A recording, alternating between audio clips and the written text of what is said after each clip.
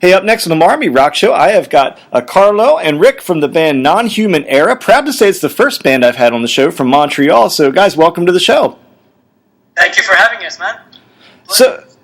Man, I noticed you guys do a lot of shows similar to ours, but I'm somewhat new to your band. So, can you give me kind of a brief history of the band? I know you've been around since about '07, but tell me about that journey from 2007 to now.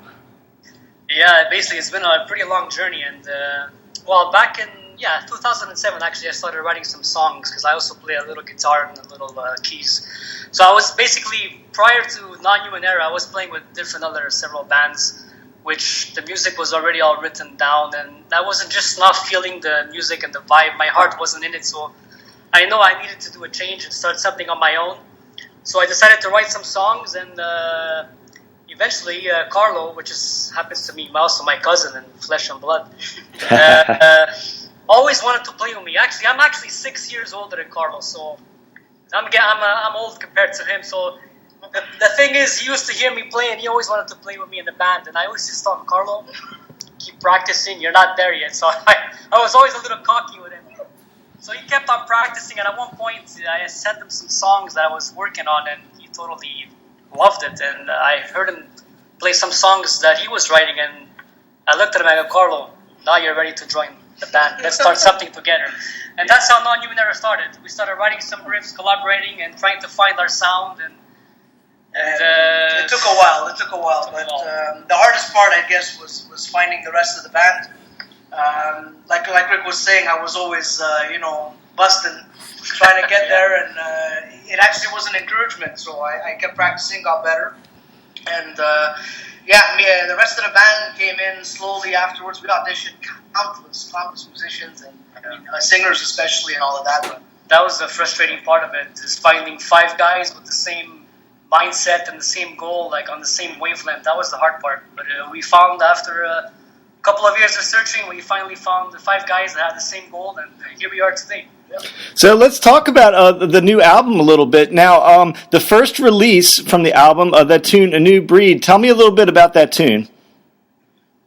New Breed, actually, oddly enough, was a song we were working on back in 2000, let's say 8, I think, maybe? One of the first songs we put together, it was never quite completed to the point what you're hearing now, but we always had it, it was on the back burner. There was something about that track. We knew it was one of our shorter songs as well, so we figured it would be a little more accessible.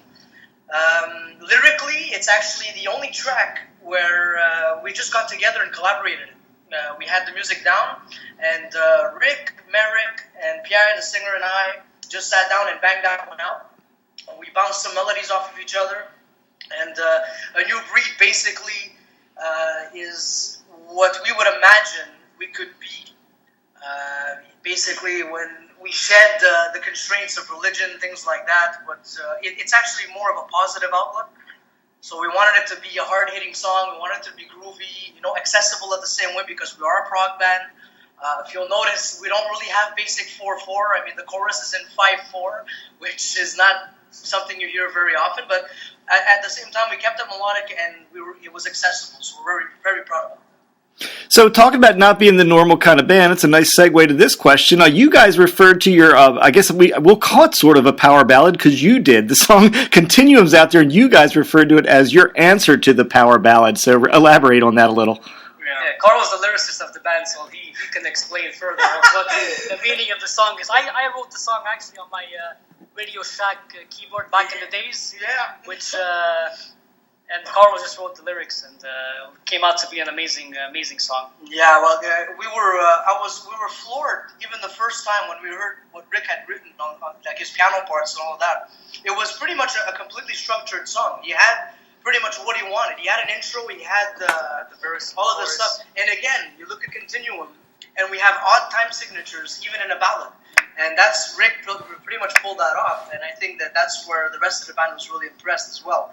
As far as lyrically, because of the feeling that the music gives off, I was basically going at it as like a kind of like a dreamlike state, metaphysical kind of dream.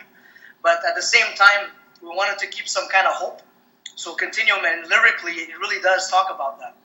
which is it's very different from our other songs, of course. But we've always been fans of ballad and stuff like that. Like bands like Skid Row, bands like Testament used to have the most beautiful ballads, but you can still be a heavy band. There's nothing wrong there, so that's what we tried to do. It's so funny that I'm now learning that Rick wrote that, because the funny thing is, the next question I had written down for you is, being a drummer, do you get bored doing the power ballads? Not at all, no. There's so much feel and emotion into that song when playing it. It's like, I don't have to always be full on playing some crazy double bass patterns, and sometimes you need to sit back and just listen to the song and just let it flow, you know? Yeah. So let's talk about the actual production of the album. Now, you alluded to it a little bit at the beginning that some of these songs have been around for a while. So my question was originally, how long was this album in the making? Did you actually, you had those songs, but from the time you started working on the record, how long did that take? Well, we had a demo back in 2010. 2010, we had a 4-song demo. No vocals. This is what the time we were searching a vocalist, and once, was 2010, right? We finished off the demo, and we had other songs, but we just chose 4 songs to showcase our music and trying to go out there and actually find the singer, because we were getting auditions, and let me tell you, it was hell. Before coming in, it's like it was either too popish, pop, rock, or either death metal, growling vocals. There was no in between. So either it was screaming or it was too light of way of singing. There was no in between. So I had to look at that. Go, there has to be someone here in Montreal locally that I know of that can sing this style of music, of what style of singer we're looking for. Someone aggressive, melodic, that has range, powerful. And I knew Pierre Saint-Jean, which is our vocalist. I knew him since the mid-90s. He was in a band, who actually still is in the band called Heaven's Cry. They're a prog rock band from the 90s, and they're still around. And I just decided to send him an email and see if he was interested in just coming and meet with us and just chat. Yeah, well, you heard the demos. Yeah, he listened to the demo and he fell in love with the 4 songs. He automatically goes, Rick, let's hook up and let's chat. And once we met up, history, the rest is history, as I say. So long story short, it has been in the making for quite a long time, but Rick and I we didn't want to give up. There was something about it. We enjoyed what we were doing, and we said, look, let's just keep going, and I'm sure we're going to get it done. It took a little longer than planned, but you know what? We're very, very, very content with the product. So you mentioned you were looking around the scene there, and one of the things I wanted to ask you, because you are the first band, I had a lot of Canadian bands, but you're the first one from Montreal. Tell me a little bit about the metal scene in Montreal. Is it a big scene up there? Yeah, metal is very popular. You'd be surprised. A lot of the death metal and stuff like that, we're actually known for that. But metal's always been big here. I mean, lots of bands come to Montreal. They're always sold out shows. We have quite a few venues. Obviously, over the years, some of them have closed down. Some new ones have popped up. But no, music has always actually been pretty big. As far as cult music, like metal, stuff like that, there's a lot of it around. As far as maybe breaking out, it may not be the best place to be. It's not easy. But no, you'll find, I mean, it's eclectic as hell. And there is a strong metal scene. I mean, we have the Heavy MTL, the Heavy Montreal. Festival in the summertime, Heavy Montreal, that brings in over 75,000 people on a weekend. 3 days, you know. Yeah. So it's pretty big. It's underground, but yet really big at the same time. It's massive. That's good to hear that there's another city I can go to and catch some live metal going on there. So absolutely, man, absolutely. Awesome. So hey, I want to ask you about the album cover, because there's such a kind of a cool lyric video with all the close-ups. There's a lot going on in that cover. Who designed that thing? It's crazy. Funny enough, me and Carlo, we have our graphic designer that designed the cover. Yeah. And it's funny enough, we went and see him before. Felipe. We went and see him and say, Felipe, look, this is what we want. We want something very, very simple. Very simple. Nothing crazy. And look at when he showed us the result, like, this is nothing like what we asked for. But except for the colors. Except for the colors we wanted, But at the end, it was something. It was really. Yeah, it worked out.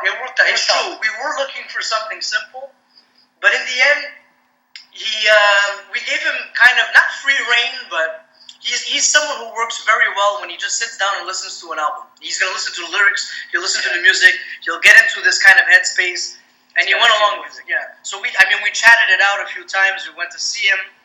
And there was something about it, and we actually turned around and looked at each other and said, I think this can actually work. I know it's busy, but you know what sells the album. And there's a lot going on, and the reptilian side of stuff, which is like Elements of Chaos. The lyrics in that song are a lot to do with the reptilian complex, things like that. So he kind of integrated a little bit of every song into the cover, and I think that's why we were actually sold in the end, is because there is a lot, but it actually ties into the album. So at that point, we were like, you know what, let's go with it. Just made sense in the end. Yeah, and you know what, the feedback's been really good actually. So if you want to have some fun with him next time you do the next album, ask him to do something really detailed and complicated. Exactly. You'll do the opposite. Absolutely. Good, that's Felipe. So, hey, last thing I want to ask you about, do you guys have any plans to do some live shows anytime soon? Well, we're in the works now. We want to do like a CD launch, probably, I say, the first week of April here in Montreal. And we'll take it from there. We'll see how it goes if we get some more other shows. But definitely this music has to be played live and it has to be heard live. There's so much power and energy, and we're all itching to get back on stage. Yeah. So, hey, I want you to let people know where they can go to download the album. Tell them about your website, because I know they can get both physical and digital copies there. Yeah, the website is www.nonhumanera.com. There's the online store. You can order your physical and digital copy straight off of our website. You can check us out on Facebook, on Twitter, on Instagram, all the social medias, you name them, we're there. Hey, this has been Rick and Carlo from the band NonHuman Era joining us tonight from Montreal. Guys, thank you so much for being on the show. It's been a pleasure talking to you. My pleasure. Our pleasure, man. Thanks a lot for having us.